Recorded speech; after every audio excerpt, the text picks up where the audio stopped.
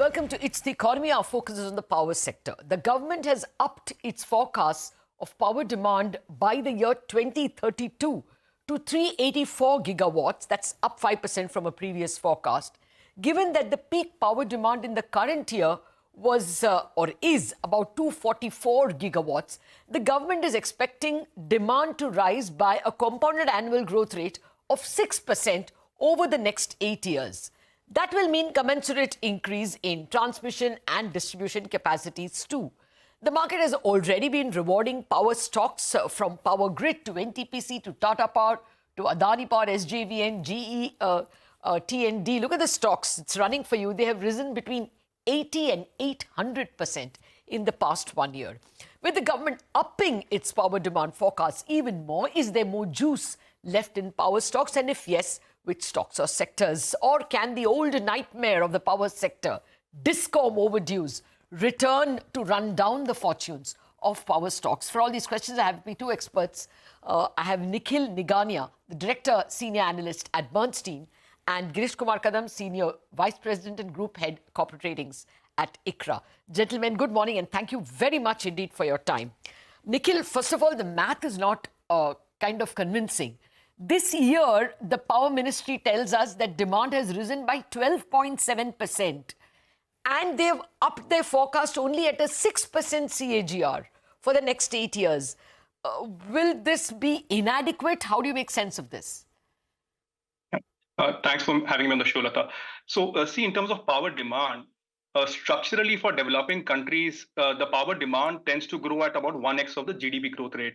That's a long-term forecast that one typically takes, plus minus maybe 0.8x GDP to 1.1x GDP. That is the range it stays in. Near-term variations do happen, largely due to weather patterns. So last year, for example, was very warm, which led to very higher power demand growth rate, especially in select months like August, September, October. But that's not something we can extrapolate to future years. So from a longer-term perspective, the demand growth forecast of 6% CAGR actually looks realistic. We don't see it being beyond that point. Unless... Oh, no, thanks for enlightening on that point, that it has to be 1x GDP. And then it makes sense if it is, between 6 and 7% annual rate. Girish, how does one fill this gap? 140 gigawatts need to be added. And the government, again, I'm going to the Power Ministry's presentation, we have added only about 10 gigawatts this year. Going by this logic, we have to add 14 gigawatts or even more, I think 16 gigawatts every year. Is it inevitable that we have to do thermal? How do you see this this demand being met? Yeah, thanks, Latha. So thanks to the the robust energy demand growth that we are witnessing, clearly we are seeing uptick in the thermal PLF levels. In fact, the government has revived the focus on incremental thermal capacity addition in the near to medium term. In fact, based on our estimates, there is a clear need for incremental thermal capacity addition, over the next 5 to 6 year period. We see that assuming the energy demand growth remains at least 6% or closer to 7%, there is a clear need of incremental thermal capacity addition of about 30 to 35 gigawatt. Which is over and above the under construction thermal capacity which a sector has, which is anywhere between 25 to 27 gigawatt. So certainly there is a need for incremental thermal capacity addition, and which is why the government has revived the focus.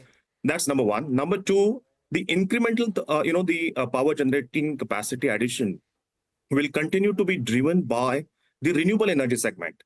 Now, within the renewable energy segment, the solar segment will continue to be the main driver. And in fact, we are expecting the large capacity addition in the renewable energy segment, anywhere close to 23 to 25 gigawatt to start with next year. This year, we are expecting anywhere between 18 to 20 gigawatt of renewable capacity addition. And going forward, the run rate in terms of the renewable energy capacity addition is required to be well above 25 or to the extent of 30 gigawatt every year. In fact, the targets are pretty ambitious and they require closer to 40 gigawatt of, the renewable energy capacity addition requirement to meet the policy target of 500 gigawatt cumulatively by 2030. So Okay. there are two limited points. One is there is a clear need for the incremental thermal capacity addition.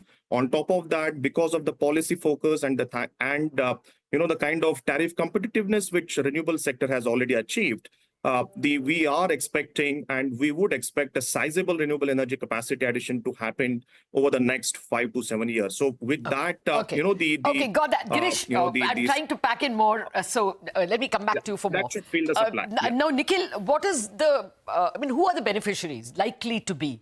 Your own list of recommended stocks is only 4 of them: Power Grid, NTPC, Renew Power and Adani Green. And of that, one of them you have as underperformed, Adani Green.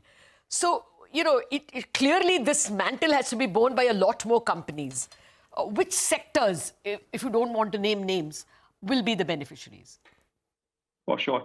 So if you look at the beneficiaries, we could cut them into 3. One are obviously the utility names like NTPC and Power Grid, which we continue to like. Power Grid we initiated just last week with an outperform rating, which we see as a beneficiary of the transmission capex need. The second bucket of beneficiaries are the equipment suppliers, some of which you were alluding to earlier, especially the transmission equipment suppliers, where it's not just a domestic theme, it's a global theme, where transmission is becoming incrementally critical for addition of the renewable capacity needed. And the third bucket of beneficiaries are the power financing names. Power financing also, the sector had a very bad phase the last decade, but given the quantum of capex needed for both energy transition and also meeting a non-solar hour power demand with thermal capacity addition, etc., the capex need is going to be gigantic.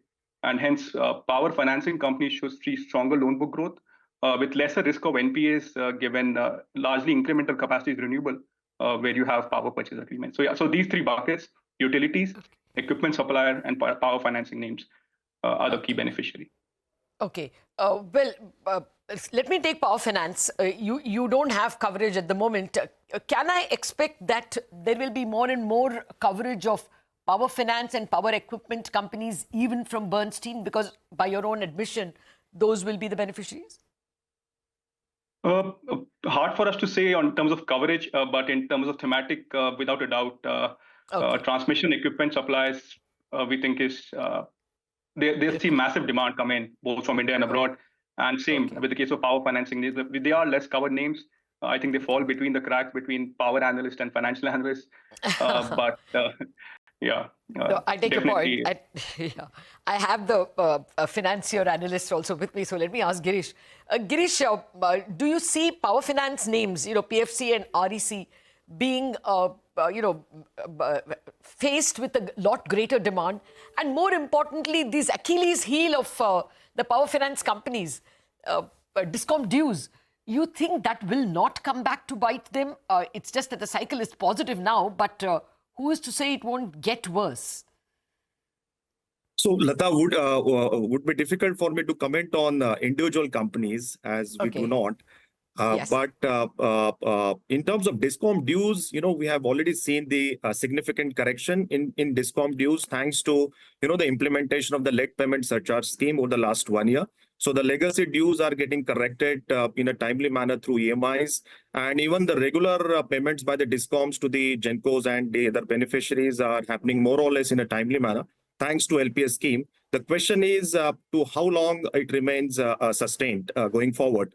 And from that standpoint, what is really required is the fundamental improvement, the fundamental cash flow improvement for the state-owned discoms, because majority of the state-owned discoms, continue to struggle with structural issues in terms of, the inadequate tariffs, higher than approved, AT&C loss levels, higher than approved cost overheads, and also subsidy related gaps. So these are the fundamental issues. So that's where, the reform measures implementation by the state governments and also by the state discoms proactively is required. Yeah. Okay, but that's not forthcoming to that extent. I take your point that late payment surcharge has created a big difference in the behavior of discoms.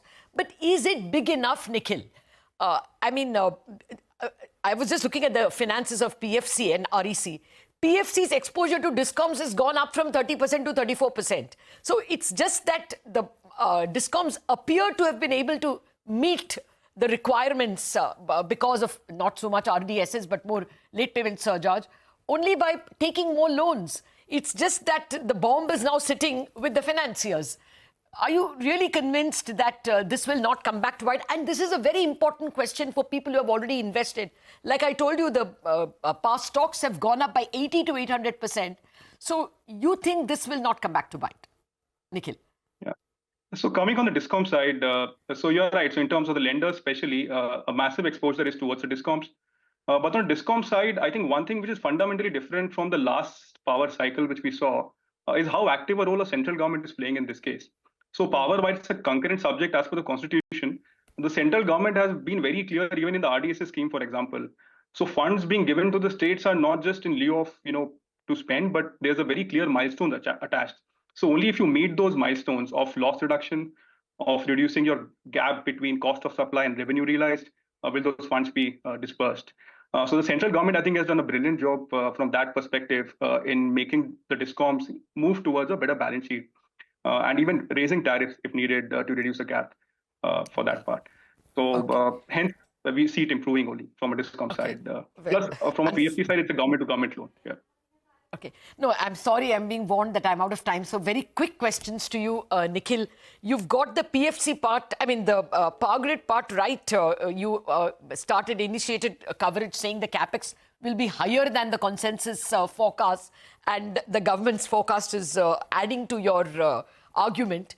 So, where do you see the best gains coming in? Will it be in a transmission company, or will it be more in equipment companies? And secondly, yesterday we happened to speak to the NTPC gentleman in charge of renewable, and they seem hell-bent on spinning it off and doing an IPO for their renewable piece. You're against it. So comments on both. Sure. So let me address the second question first, probably. So we have been vocal that listing the renewable business separately is not a great idea. We have seen it happen in Europe, where 4 companies listed their renewable business separately, like Iberdrola, etc., where they had to take it back eventually. A key reason for that is also because renewable is super capex intensive, and coal business or the thermal business for NTPC is a cash generating part. So if you separate them out, it's not an ideal situation to be in, where renewable will need all the funds for capex and thermal will be generating all the funds. So it's not something we are very positive on. And to the first question you had, Latha, so who gains more? Is it the utilities or the equipment suppliers? Our preference, given our coverage of utilities, we continue to like power grid. So from a stock perspective, that's something we are positive on. But equipment, I can't deny. It's a shorter cycle, so they gain faster. So they should see a better margin expansion. And which explains the 800% rise that GET&D has seen. And even I think transformers and distributors has seen a fairly substantial gain.